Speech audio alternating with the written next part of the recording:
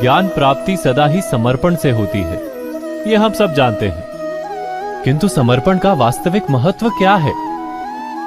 क्या हमने कभी विचार किया?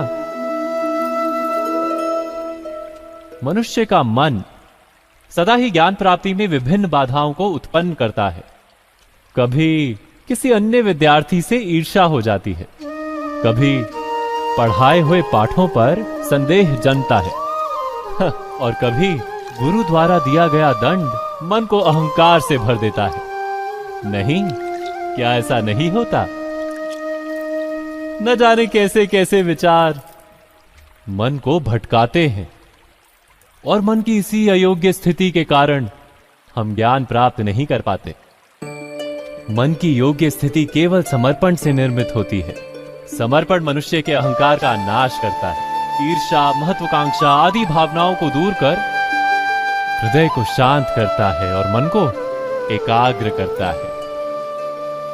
वास्तव में ईश्वर की सृष्टि में ना ज्ञान की मर्यादा है, ना ज्ञानियों की। गुरु दत्तात्रेय ने तो गाय और श्वान से भी ज्ञान प्राप्त कर लिया था।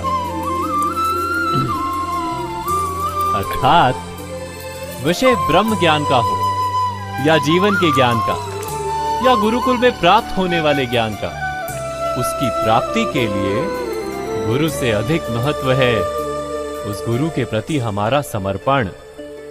क्या यह सत्य नहीं?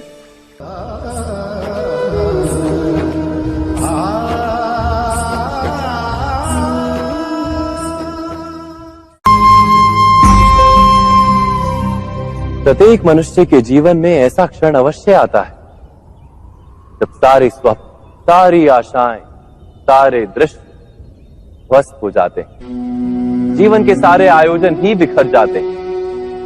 एक और धर्म होता है और दूसरी ओर सुख। इसी को धर्म संकट कहते हैं। जब धर्म का वहन ही संकट हो और धर्म का त्याग ही सुख हो।